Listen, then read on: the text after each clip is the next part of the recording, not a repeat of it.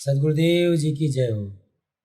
भाइयों बहनों, आपने जो पिछला वीडियो देखा वो एक सीरीज चलाई गई थी मदन पद्दी नितिन राजादा जी के द्वारा जो अज्ञान फैलाया जा रहा है उसके एक पर्दाफाश की, और उसी में आपसे बताया गया था कि बहुत जल्दी 52 अक्षरों का जो भेद है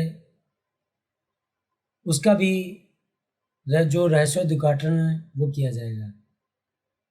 और उसी के लिए 52 अक्षरों के भेद में ये पहली वीडियो आपके सामने प्रस्तुत है। और वो अगर पिछली वीडियो आपने नहीं देखी है तो आई बटन दिया हुआ है, उस पर क्लिक करके देख सकते हैं। और आइए अब उसी चीज़ को जो 52 अक्षरों का ये जो भ्रम फैलाते हैं नितिन राजादा जी, इसको इन्हीं की ऑडियो के माध्यम से आगे क्लियर किया जाएगा। लेकिन पहले इनकी ऑडियो फिर परमात्मा की जो वाणी है उसको निरीक्षण किया जाएगा। तो सुनते हैं। मेरे प्यारे दोस्तों, प्यारे जीवहंसों, परमात्मा की प्यारी आत्माओं, आज मैं जो आपके सामने टॉपिक क्लियर करने जा रहा हूँ वो कबीर साहब का शब्द है जो गुरु ग्रंथ साहब पेज नंबर 343 में साफ तौर से लिखा गया है, जिसको आप कोई एप्लीकेशन गुरु ग्रंथ साहब के नाम पे डाउनलोड करके देख सकते हो, या फिर मैं फोटो भी शेयर कर रहा हूँ, आप उसमें भी पढ़ सकते हो, या आप गूगल में भी सर्च कर सकते हो। तो दोस्तों, जो वाणी मैं बताने जा रहा हूँ उस वाणी का कहने का असली मकसद है 52 अक्षरों से इस जीव आत्मा को अलग करना है। 52 अक्षरों को पैदा करने वाली ये आत्मा, ये जीवात्मा उसमें ही उलझ गई है और उसके द्वारा ही मुक्ति की आस लगा के बैठी है। इसलिए कबीर साहब को ये शब्द बोलना पड़ा। आपने इसको ध्यान से विवेक लगा के समझना है। तो आपने अभी सुना, नितिन बता रहे हैं कि जो 52 अक्षर जीवात्मा नहीं उत्पन्न किए और उन्हीं 52 अक्षरों से मुक्ति की चाह में उनमें फंस गई है।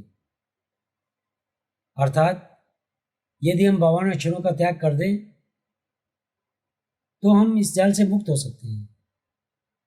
अब इसका निष्कर्ष निकालने वाली बात यह है कि यदि हम इसको अलग कर दें तो फिर हमारे में और जो पशु पक्षी हैं उनमें क्या कुछ अंतर बचता है? और इस जीवात्मा को अगर अलग करने की बात की जाए तो पहले हमें इन 52 अक्षरों का महत्व समझना पड़ेगा कि मनुष्य जीवन में क्या है। यह जीवात्मा 52 अक्षरों को पैदा कर उसमें फंस गई तो पशु पक्षी तो मुक्त होने चाहिए, फिर तो वास्तविक मुक्ति के अधिकारी वे पशु पक्षी हैं।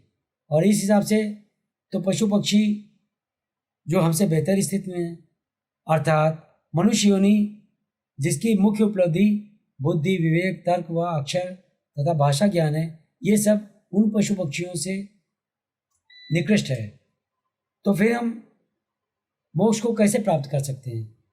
और यहाँ पर जो नितिन राजादा जी बता रहे हैं कि 52 अक्षरों में हम फंसे हुए हैं, तो भाई पशु पक्षी तो नहीं फंसे हुए हैं। इनकी अगर वैज्ञानिक अवधारणा ली जाए तो शुरू में सिंगल सेल बॉडी थी, अक्षर ज्ञान था नहीं, तब हम किस में फंसे थे। अब ये जो उलझाना चाह रहे हैं वो इन्हीं की ऑडियो वीडियो से क्लियर होगा। तो इसे अब जो है इनकी अगली ऑडियो सुन करके हम देखते हैं। दोस्तों, सबसे पहले मैं बात करूंगा उस समय की जब ये सृष्टि बनी ही थी। जब ये सृष्टि बनी थी दोस्तों, तब जो पहला जीव इस दुनिया में आया था वो सिंगल सेल बॉडी था, यानी एक कोशिका का जीव था। जैसे अमीबा, पैरामीशियम, इस प्रकार के जो जीव थे सिंगल सेल बॉडी। और उससे भी पहले जो था वो एल्गी थी। एल्गी से शुरुआत हुई, जैसे साइंस बोलती है कि एल्गी से शुरुआत हुई है। मान के चलते हैं कि साइंस भी चलो अपनी जगह ठीक है, वो भी कि यहाँ पे शुरुआत तो कहीं ना कहीं से होगी, तो सिंगल सेल बॉडी लेके चलते हैं। तो दोस्तों, जब वो सिंगल सेल बॉडी जब आई थी इस दुनिया में तो उस वक्त कोई अक्षर नहीं था, कोई किताबें नहीं थी, कोई पढ़ाई नहीं थी। कैसे कैसे भी धरती का जो तापमान था वो स्थिर हुआ और सारा पर्यावरण बदला। बारिश की कुछ बूंदें हुई पड़ी होंगी और वही पानी आया होगा, उसमें जीव की उत्पत्ति हुई होगी। तब वहां पर कोई भी अक्षर नहीं था, कोई पढ़ाई नहीं थी, कोई भाषा नहीं थी, कोई जात पात धर्म भेद नहीं था। और उसके और आगे चलते हैं, होते होते होते डायनासोर आए, डायनासोर का युग आया, तब भी कुछ नहीं था। उसके बाद और आगे जाके आदि मानव आया। जैसे कहते हैं कि बंदरों से ही आगे जो ये विकसित होकर बुद्धि एक इंसान की बुद्धि बनी। साइंस को भी साइड में रख देते हैं, मान के चलते हैं कि शुरुआत आदि मानव से हुई, जब इस दुनिया में पहला आदमी और पहली औरत आई, मान के चलते हैं। तो जब वो पहला आदमी और पहली औरत यहाँ पे आए, उस वक्त कोई भी ना गुरु था ना चेला था, ना कोई भाषा थी, ना कोई देश का नाम था, ना ही कुछ भी नहीं था, ना ही कोई वेद पुराण गीता भागवत थे, ना कोई कबीर अमृतवाणी थी, ना कोई किसी ग्रंथ की कोई बात करता था, ना बाइबल कुरान थी। उस वक्त केवल एक आदमी और एक औरत मानव सृष्टि में आए।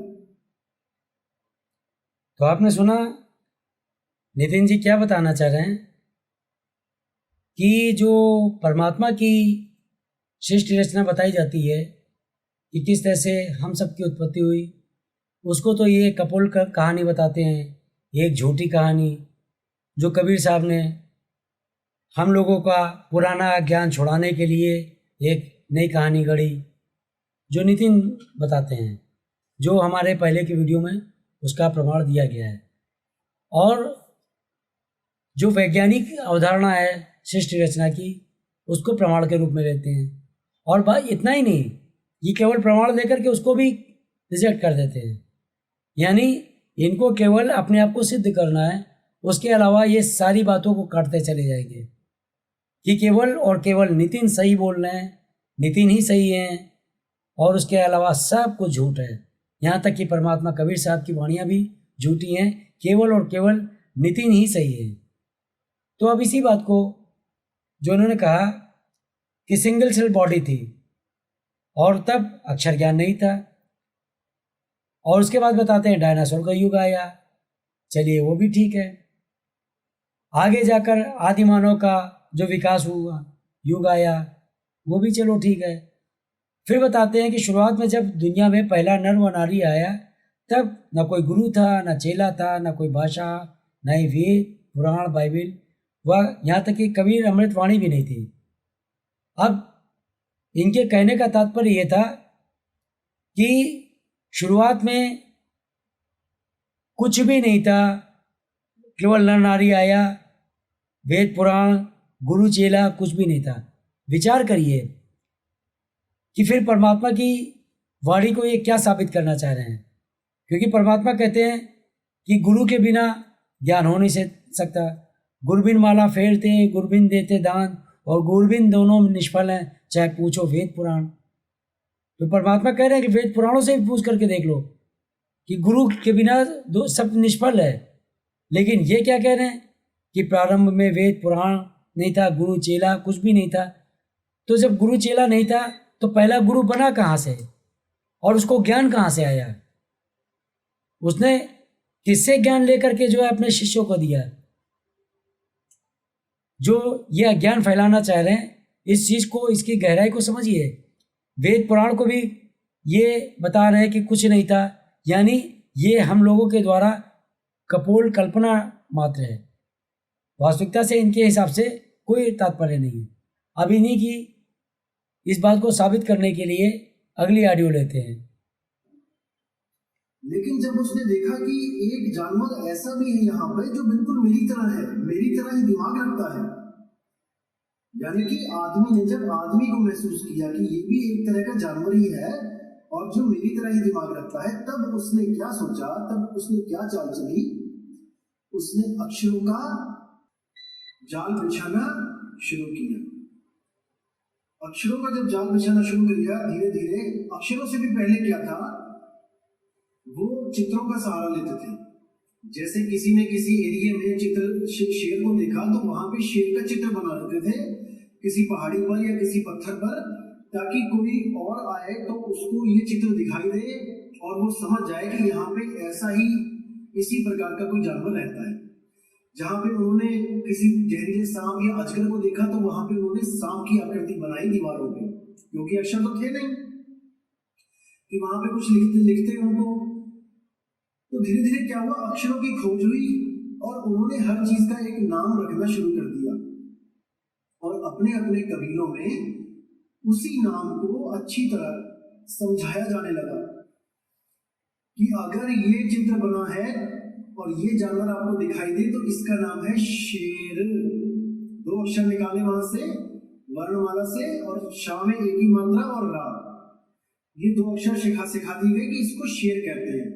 अब अपने पूरे कबीले में सबको ज्ञान हो गया कि शेर जब भी बोला जाएगा तो यही जानवर आसपास होगा।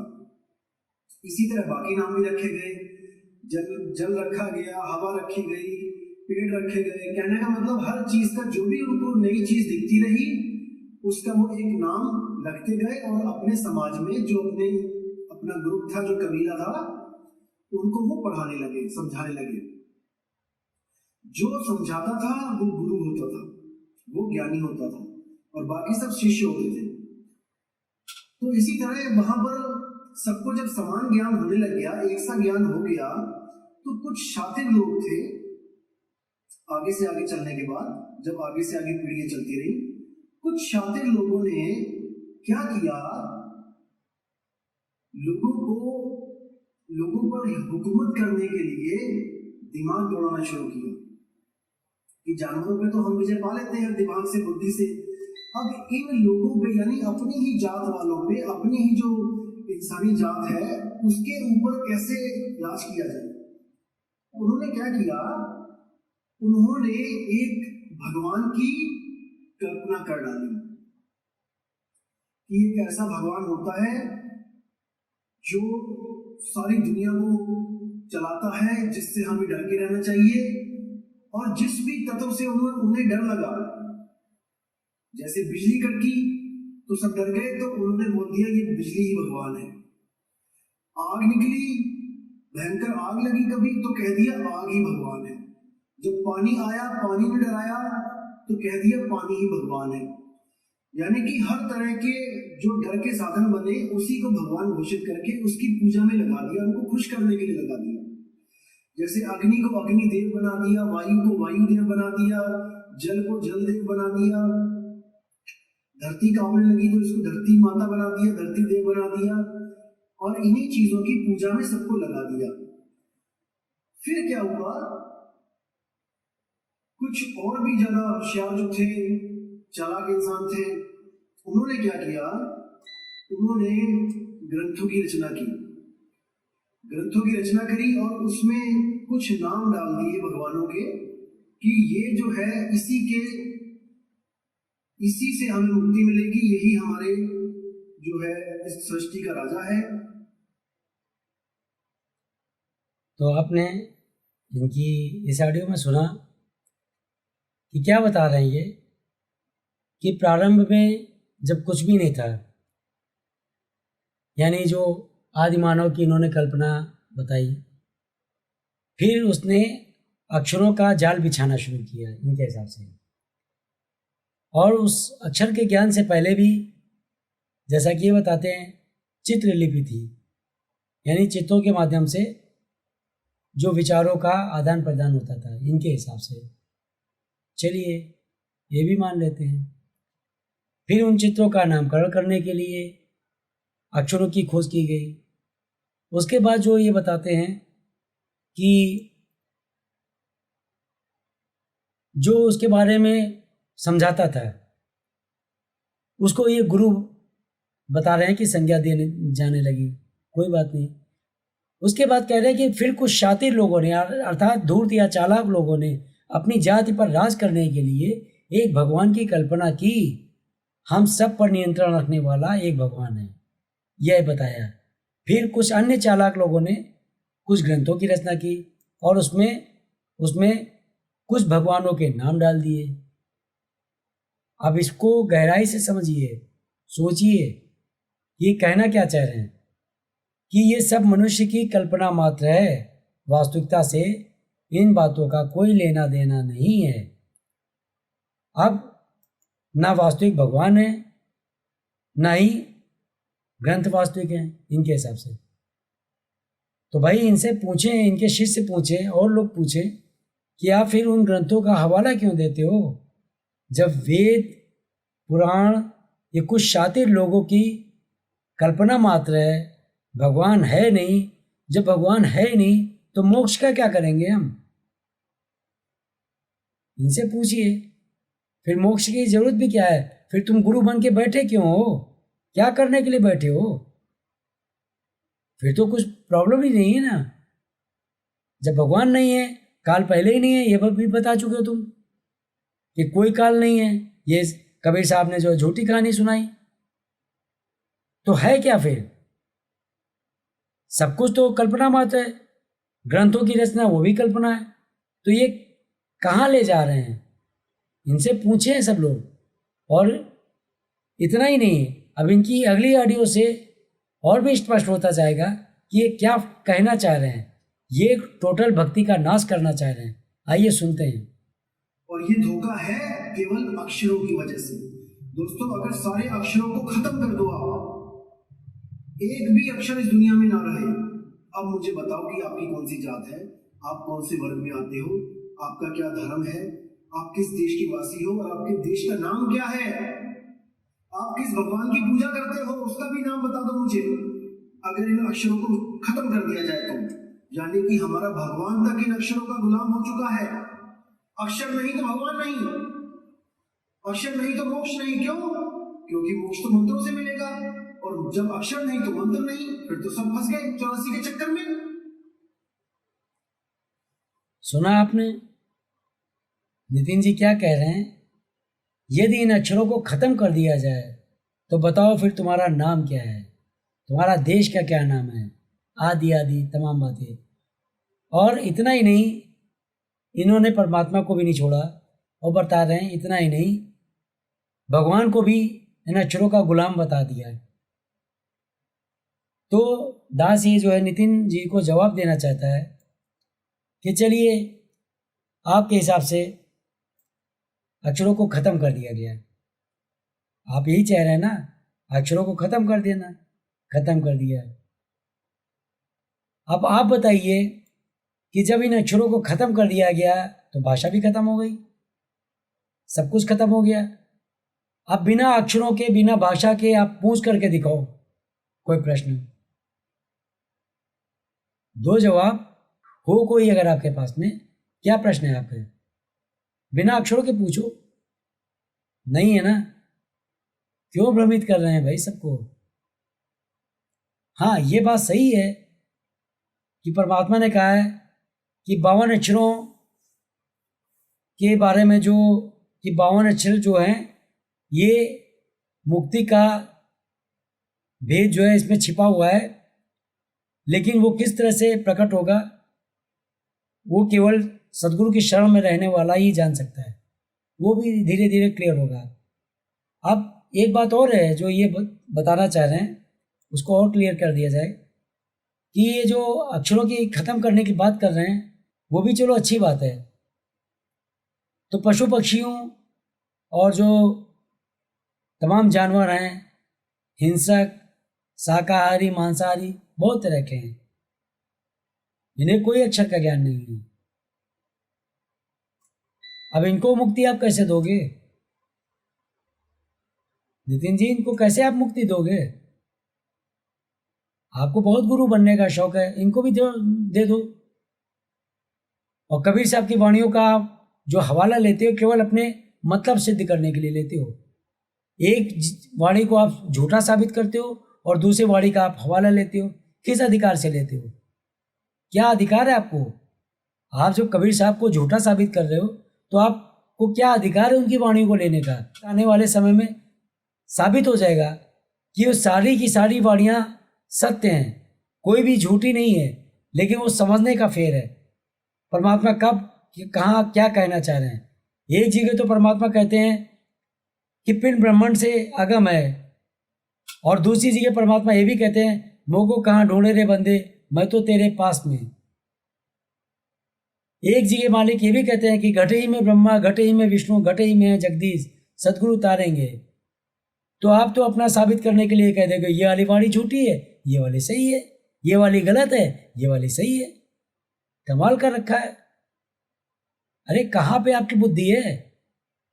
खुद तो डूबे हैं आप, आपको अच्छी तरह से पता है कि आप डूबे हुए हो, लेकिन लोगों को क्यों डुबो रहे हो? आपको तो पता है जो आप सोच रहे हो कि काल आपके हिसाब से, आपकी दृष्टि से काल नहीं है, तो जब काल है ही नहीं तो मोक्ष किससे प्राप्त करना है ये तो बता दो। आप ही ने अपनी उसमें कहा है कि ये केवल कल्पना सुनाई है, कहानी है, यानी झूठी कहानी। मोक्ष किससे दोगे? कौन सा सार शब्द है फिर? और अब इनकी और अज्ञानता को स्पष्ट करने के लिए आगे की भी ऑडियो सुनते हैं, देखते हैं। जैसे कबीर साहब कहते हैं कि 33 अरब ज्ञान हम भाखा और मूल ज्ञान गुप्त कर राखा। उसका क्या मतलब है कि 33 अरब ज्ञान मैंने 52 अक्षरों में भाग दिया। इन 52 अक्षरों के द्वारा मैंने सब कुछ बता दिया, लेकिन मूल ज्ञान गुप्त कर रखा का मतलब है जो सार शब्द है, जो असली वस्तु है, मैंने उसका भेद नहीं बताया कि वो कहां पे है, कैसी है, क्योंकि वो बोलने में आता ही नहीं है, कैसे बताएंगे? उसके बारे में क्या है, वो भेद आपको एक गुरु के द्वारा मिलेगा, जो कबीर साहब ने चुन चुन के जो हंसों को नामदान दिया और गुरु प्रथा अपनी चलाने की जो इजाजत दी, हुक्म दिया। तो आपने फिर इनका सुना कि क्या बता रहे हैं ये 52 अक्षरों के बारे में फिर भी, लेकिन उसके बारे में बात करने से पहले एक चीज यहाँ पर बता दें कि जो 52 अक्षरों के बारे में बता रहे हैं, तो जितने भी ग्रंथ हैं, साहित्य हैं, वो 52 अक्षरों में ही लिखे गए हैं। यहाँ तक कि जो परमात्मा का, कबीर साहब का भी जो ज्ञान है, वो भी 52 अक्षरों में ही दिया गया है। ठीक, और इसीलिए संस्कृत में एक श्लोक भी आता है कि साहित्य संगीत कला विहीन, साक्षात पशु पुच्छ विषाणहीन।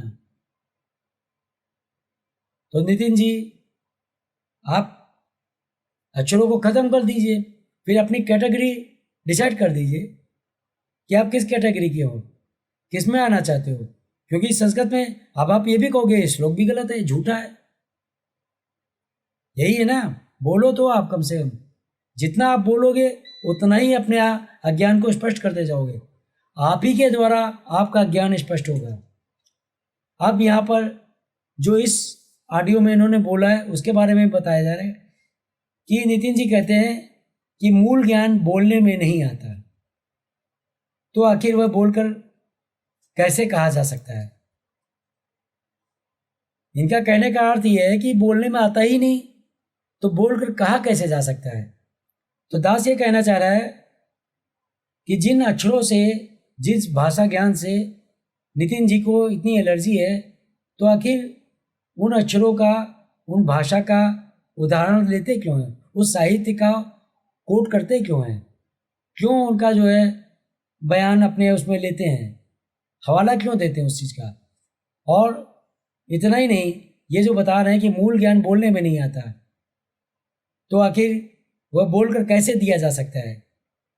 तो इनको ये अपनी बात को सिद्ध करने के लिए ये कहते हैं कि सार शब्द हम भाग सुनाया और मूर्ख जीव समझ नहीं पाया, इसका हवाला भी देते हैं।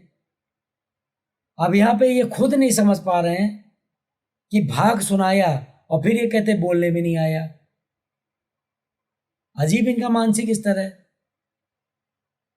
मतलब समझ ही में नहीं आ रहा है कि मूर्खों की भी थोड़ी अकल होती है, ये किस लेवल के मूर्ख हैं वो भी नहीं समझ में आता है। कि परमात्मा साफ साफ बोल रहे हैं कि सार शब्द हम भाग सुनाया, ये मूर्ख जीव समझ नहीं पाया कि भाग सुनाया, और फिर यहाँ पर वो भी स्पष्ट होगा कि वो क्यों नहीं बोला जाएगा, ये भी बताया जाएगा। अब इसी बात को यहीं पर विराम दे करके अगली ऑडियो देखते हैं। कई लोग कहते हैं कि हाँ, ये वाणी आपने बोली, सार शब्द हम भाग सुनाया, ये मूर्ख जीव समझ नहीं पाया। वो सार शब्द तो कबीर साहब ने भाग के दिया है, बोल के दिया किसी को भी। तो आप तो कहते हो कि वो बोलने में नहीं आता, इसका मतलब आप मूर्ख हो, आप समझ नहीं पाए। दोस्तों, मेरी बात को बिल्कुल ध्यान से सुनना। इस बात, कोई भी मंत्र है जो गुरु बोलता है, कुछ भी बोला, मान के चलो कि गुरु ने बोला कलिंग। अब दोस्तों, इसमें समझने वाली क्या बात है? गुरु ने बोला कलिंग, मैंने सुना कलिंग, मैंने जपा कलिंग, इसमें समझने वाली तो बात ही कोई नहीं है। तो इसमें भाग सुना के इसको समझने वाली बात ही कोई नहीं है, तो जीव मूर्ख कैसे हुआ? इसको पकड़ना है दोस्तों, बहुत गुप्त भेद है इसमें। जो इसको समझ जाएगा उसके कॉन्सेप्ट क्लियर होते जाएंगे। कबीर साहब कह रहे, सार शब्द हम भाग सुनाया, ये मूर्ख जीव समझ नहीं पाया। यानी कि 33 अरब ज्ञान हम भाखा, 33 अरब ज्ञान भाखा, क्या समझाने के लिए? उस अबोल शब्द को समझाने के लिए। बीजक ने भी बोला, कितना बोला, शब्द शब्द सब कोई कहे, वह तो शब्द विदे, जीवा पे आवे नहीं, निरख परख कर ले। अब इसमें क्या रह गया समझने को? साफ बोल दिया कि जीवा पे आवे नहीं, गुरु जीव से देगा अगर तो नहीं लेना। होठ कंठ लागे नहीं, जीभ्या नहीं उच्चार, गुप्त वस्तु जो लखे सो है हंस हमार। तो सुना आपने नितिन जी क्या बता रहे हैं? वही मालिक की वाणी का हवाला ले रहे हैं कि सार शब्द हम भाग सुनाया, मूर्ख जीव समझ नहीं पाया। और नितिन जी यहाँ ये भी कहते हैं कि यदि वह शब्द केवल एक नाम होता तो समझाने वाली कोई बात ही नहीं थी। अब यहाँ पर इस बात को गहराई से हमें समझना है, देखना है कि अगर वो एक नाम होता तो क्या समझने वाली कोई बात ही नहीं है। हमें समझने की बात है। ये जब पूरी तरह से वाणियों को समझेंगे, पूरी वाणी देखेंगे, तब वो चीज़ स्पष्ट होगी कि उसके कॉन्सेप्ट जो ये बता रहे क्लियर होते जाएंगे। तो कैसे क्लियर होंगे? अब ये कबीर साहब की अगली वाणी का जो हवाला लेते हैं कि 33 अरब ज्ञान हम भाका और मूल शब्द हम गुप्त कर रखा। अब यहाँ पर समझने वाली बात यह है कि मूल ज्ञान गुप्त कैसे है। तो वो अगली जो ये बात बता रहे हैं उससे स्पष्ट हो रहा है। जो ये बता रहे हैं कि शब्द शब्द सब कोई कहे, वह तो शब्द विदे और जिह्वा पर आए नहीं, निरख परख कर ले। अब यहाँ पर इस बात को बड़ी गहराई से समझिए कि कबीर साहब कह रहे हैं कि वो जिह्वा पर नहीं आएगा। अब जिह्वा पर आए बिना भी बहुत सी चीज़ें होती हैं जो उनको पता नहीं है। कोई भी शब्द आता है तो पहले हमारे मन में, मस्तिष्क में होता है, जिसको हम आकाशवाणी भी कह सकते हैं। जो परमात्मा की एक वाणी है कि शब्द निवास आकाशवाणी, यो सतगुरु का रूप है, वो इनको पल्ले नहीं पड़ेगी। तो यहाँ पर अर्थ ये है कि जिह्वा पर आए नहीं, यानी वो आपके जो मन में है वहाँ पर होना चाहिए। होठों से उसका उच्चारण नहीं होना है, जिह्वा से कोई भी उसका प्रयोग नहीं होना है। तो होठ खंड जिह्वा इनका कोई भी प्रयोग नहीं करना है। इस बात को बड़ी गहराई से समझ लीजिए। तो यही परमात्मा बता रहे हैं कि अब ये जो कह रहे हैं कि यदि गुरु जिह्वा से दे तो नहीं लेना, क्योंकि कहा गया है होठ कंठ लागे नहीं। तो भाई नितिन जी, आपके गुरु क्या गूंगे हैं या बहरे हैं, या आप गूंगे बहरे हो? कैसे उन्होंने आपको समझाया? और अगर जिह्वा से बोला ही नहीं गया है, आप जो कह रहे हो, आप जो समझाते हो अपने शिष्यों को कि इतना बताया गया लेकिन 60 शब्द वो समझ नहीं पा रहे हैं, आपका अर्थ ये है कि वो कोई शब्द ही नहीं है। ठीक है, तो आपके शिष्य समझ नहीं पा रहे हैं। अरे भाई, आपके शिष्य समझ रहे होंगे, वो पूछ रहे हैं इसीलिए आपसे। आप भ्रमित कर रहे हो या आपको खुद नहीं पता है? और जिह्वा नहीं उच्चार, अर्थात उसको जीभ से उच्चारण नहीं करना है। गुप्त वस्तु जो कोई लखे सो है हंस हमार, कि वो गुप्त वस्तु जो मन के द्वारा जिसका जो है हमें शब्द का सुमिरन करना है, उस वक्त शब्द को जो लिखे वो है हंस हमार, और आप तो उस शब्द को ही गायब कर दे रहे हो। कमाल का ज्ञान है आपका। अब इसी बात को हम थोड़ा और स्पष्ट कर दे रहे हैं। अब इसी बात को अगली ऑडियो के द्वारा और स्पष्ट हो जाएगा कि ये अज्ञान में कितना पीएचडी किए हुए हैं। आइए सुनते हैं। जहां बोल तहां अक्षर आवा, और जहां अबोल तहां मन न रहावा। बोल अबोल मदि है सोई, और जस को है तस लखे न कोई। कितना स्पष्ट बता दिया कि जहां बोल तहां अक्षर आवा। जैसे ही आपके मुंह से कोई बोल निकलेगा, कोई मंत्र निकलेगा, तो एक अक्षर आ जाएगा आपके आगे। जैसे कुछ बोलोगे वो एक अक्षर का रूप धारण कर लेगा। जैसे मैंने बोला कलम, तो कलम 3 अक्षरों से उसको लिख सकते हैं। मैंने बोला दही, तो दही 2 अक्षरों से लिख सकते हैं। यानी कुछ भी मैं बोलूंगा तो वो अक्षर का रूप धारण कर लेगा। जहां बोल तहां अक्षर आवा। अब कह रहे जहां अबोल तहां मन ना रहावा। अब आपने सुना इनकी इस ऑडियो में ये स्वयं बोल रहे हैं, परमात्मा की वाणी का हवाला दे रहे हैं कि जहां बोल तहां अक्षर आवा, और जहां अबोल तहां मन न रहावा। बोल अबोल मध्य है सोई, जस वो है तस लखे न कोई। अब इसको और थोड़ा गहराई से समझना है कि ये खुद भी बोल रहे हैं कि जब भी कुछ भी शब्द या कोई भी वस्तु बोली जाती है, कोई भी चीज़ का उच्चारण किया जाता है, तो वो अक्षरों का रूप धारण कर लेता है। जब बोला जाता है, बोलने से भी पहले कोई भी चीज़, कोई भी शब्द आपके मन में होता है, पहले बोलते हैं बाद में। तो जब आपने उसको जीवा पर आने ही नहीं दिया, तो कैसे वो अक्षरों का रूप धारण कर सकता है? वो अभी गुप्त है, जिसको परमात्मा कहते हैं गुप्त वस्तु जो कोई लखे सो है हंस हमार। तो जो वो आपके अंतर में गुप्त है, उसके बारे में परमात्मा बता रहे हैं कि बोल अबोल मध्य है सोई। वो बोला नहीं जाएगा, लेकिन वो अबोल भी नहीं है, जो ये साबित करना चाह रहे हैं कि उसको बोलना ही नहीं है। ऐसा नहीं है। बोल अबोल मध्य है सोई, जस वो है तस लखे न कोई। क्योंकि कुछ लोग उसको उच्चारण करके बोलने का समझ रहे हैं, कुछ लोग कहते हैं नहीं वो तो बोलना ही नहीं है। इसीलिए परमात्मा ने कह दिया कि उसको लख नहीं पा रहा कोई, यानी जान नहीं पा रहा। लखने का मतलब केवल देखना ही नहीं होता है, ये भी लोगों को नहीं समझ आता है। जैसे हम कहते हैं बोलचाल की भाषा में कि चाय पी के देखो कैसी है, तो पी के देखा जाएगा, वो जिह्वा से उसका स्वाद होगा, लेकिन बोला क्या जाता है कि पी कर देखो। अब वो क्या, देखने में तो चाय का नहीं मालूम पड़ेगा उसमें चीनी कम है या ज़्यादा है। देखने का तात्पर्य है कि ज्ञान कर लो उसका कि चाय का स्वाद कैसा है, और वो स्वाद उसकी उस इंद्री के द्वारा होगा। जैसे कहते हैं कि हवा देखो कितनी अच्छी चल रही है। अब हवा को क्या कोई देख सकता है? उसका ज्ञान करने के लिए हमारी त्वचा है। तो यहाँ लखने का अर्थ भी लोगों को नहीं पता है। लखे का मतलब लोग समझते हैं कि हम आंखों से देखेंगे तभी लखना होता है। अरे भाई, परमात्मा की वाणी इसीलिए कहा गया है कि बहुत सूक्ष्म है, उसको इतनी आसानी से समझा नहीं जा सकता है जब तक कि परमात्मा की आपके ऊपर दया ना हो, जब तक आप सद्गुरु की शरण में ना हो। इसलिए इस अज्ञान को छोड़ो और परमात्मा जो ज्ञान दे रहे हैं उसको समझो। अब इसी बात को जो ये कह रहे हैं थोड़ा और गहराई में चलते हैं कि जब भी कुछ बोला जाता है तो अक्षरों का रूप धारण कर लेता है, बिल्कुल कर लेगा। और जो अबोल बता रहे हैं, तो अबोल का अर्थ इनका ये आत्मा बता रहे हैं। अब हद हो गई। परमात्मा क्या बताते हैं कि सब में बोलनहार वही है।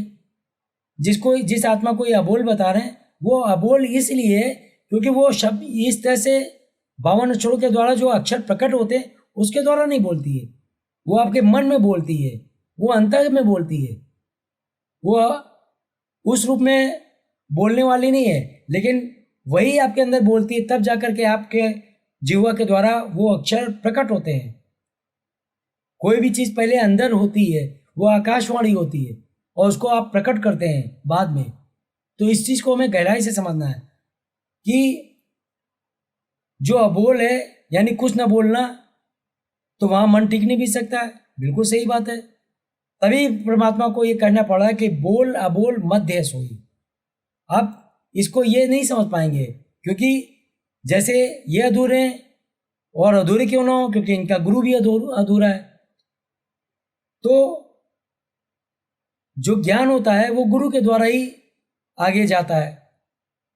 तो इन दोनों से प्रार्थना है, गुरु शिष्य दोनों से इनके, कि उस सत्य कबीर की शरण में आओ जो आज धरती पर विराजमान है, जो आज साक्षात है।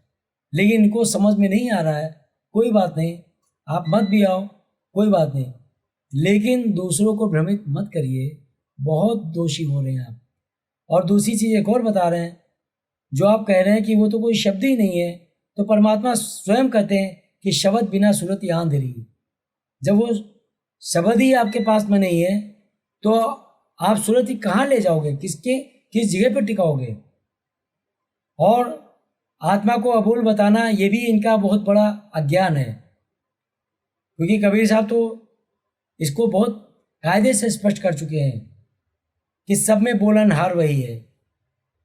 और कबीर साहब ने उस शब्द को कभी भी अबोल नहीं कहा, जो दास पहले ही बता चुका है, बल्कि कबीर साहब तो स्पष्ट बता रहे हैं कि बोल अबोल मध्य सोई।